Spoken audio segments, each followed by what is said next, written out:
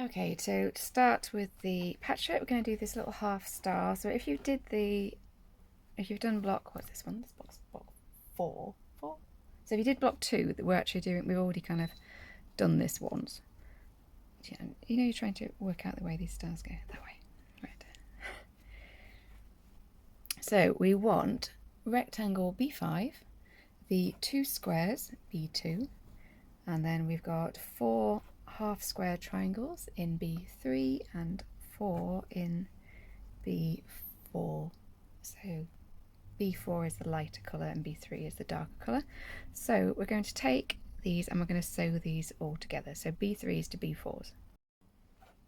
In one of the videos further up, there's there's like a basics section which shows how I do my half square, my little triangles and how I work with them. So you might want to have a look through that one as well. But if you turn your iron on, and we're going to press half of these, maybe wait for my iron to warm up slightly. We're going to press half of these so that you're pressing them that way and half that way. So I know everyone always says press to the dark side, but I find it's easier with these for accuracy to be able to butt the seams up together. So I've got, that was a bit ratty on there. I knew that my bobbin was empty, but instead, well, very, very nearly empty, but instead I still decided I would just carry on with that bobbin, which didn't work out. So I kind of just chewed it all up at the last bit. So we've got 2 press that way, 2 press this way. And what we're going to do is we're going to take a mismatching pair. So normally what we would do if we were doing the full star is I would do 4 double sets of these star points, and this time we actually aren't quite doing that because we've got these ones which are only half ones, so they didn't really matter which way we pressed those seams. But the advantage of doing them this way is that what we can do is you can kind of like that and then kind of wheel it, and then you should be able to feel the seams butting up against each other. So then so you obviously still want to try and match the outside shapes, but you see there, if I can get it really, where's the camera? Can it work out? Oh dear, my nail varnish is not looking good today. Can you see that's like really nice there? So we're going to put them like that, and then we're going to sew down this edge, which was, let's have a look, B3. So along B3. Okay, so you can see there, again, if I zoom in, that's pretty good. That's pretty good. And it wasn't too hard to do that because you're just basically doing it almost by touch. So we're going to press this seam open. Again, I know people don't like pressing seams open, that it weakens it all and everything, but these are very little pieces. They're not going to get a lot of stress on them. Okay, so we've got our double star point, and we're going to take B2 from B5 rectangle, and we're going to sew along this edge here, so that way it opens up that way. So along the B4 bottom of those stars. Okay, so we'll just give that a press. And this point should be a 2.5 inch square, so we could just check that. That's pretty good. We could neaten that up a little bit. Just get my cutting board.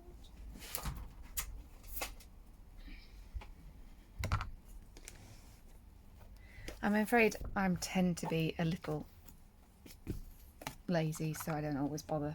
I'm just kind of, because there's a reasonable chance I'm going to put some animal's butt right across it, so So let's have a look. Yeah, so we should be, oh, you can't really see very well. Yeah. This line here, so this seam, you want to put it so that it would be on 1.25 inch. So you can see this rectangle is the right size. This is a little bit over. So just trim it off. So I'm likely to not get a very good tip on that one. I'll just check it this way. Oh, that's a bit better, isn't it? Right. So sometimes I bother doing this, and sometimes I can't be bothered. But yes, I'm going to slightly miss that tip of that one. We won't worry about it. Okay, so next we're going to take these 2 ones. So you need to orientate your star points correctly. So I find it helpful, lay it out how you want it. Take these 2 B2 squares, and we're going to put that down and down like that. and then rotate them carefully, and then we're going to sew down these 2 seams here. Okay, so let me just move my board out of the way so that I don't accidentally iron it. So we're going to take these, and if I didn't twist anything as I was going, then we should have a mirror image and not. Right, so I'm pressing the seams here towards the little squares. And you see, when I was pressing this one, I pressed it down towards the B5 rectangle. So now we can flick these in like so, to sew them on, and you can see we can be able to do the same thing because we can be able to butt these together. So you can kind of just wiggle them in. So you can feel it kind of as the seam slips over. So I'm going to sew these 2 star points in the corner on along these seams here. Okay, so that's those on. We're going to press these ones and press them in towards that initial rectangle, which was the B5. Oh, nice good press.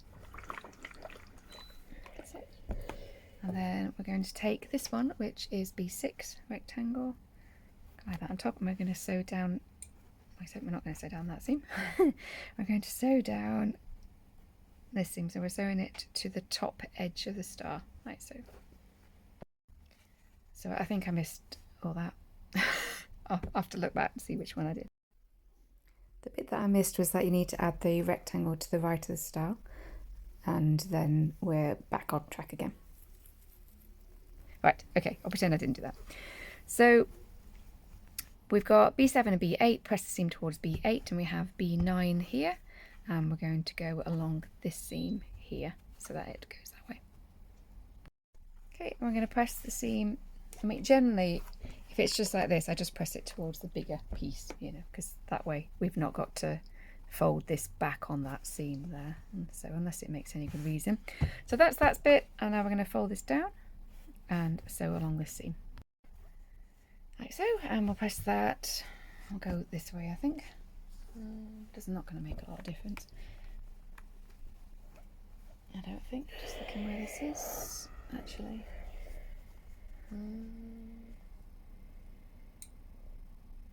We're going to go the other way. So press this up towards B7 and B8. It'll fit better. It's at the bottom of the box later. So we've just got this last row to do on this side, and we're going to be using, I can see my pattern, B19 and B18. So this one's got a kind of self border, so some of the pieces around the outside are generally a little lighter. So B19 square, B18, fold B18 over, so along this edge. Okay, so we'll press this towards the B19 square, and then that goes along the top. Press this one down, and that completes this top edge. And let's have a look, trying to work out. We will press this one. Doesn't really matter. We'll press it down. So towards the B8. There. Okay, so that completes this left-hand side. It's all very nice and shaded. So there's just that touch of the green there, which kind of gives it a little pop. So we're going to have. Actually, do you know? I don't even know what animals we're going to put on here. Just going for it recklessly. It's going to have some flowers around here. We've got a badger, and we've got a deer, and we've got a rabbit. So something along here of unknown type. I'm sure I'll think of it before we get to that point. Okay, so next we're going to look at the other side, which has got the big pink stars.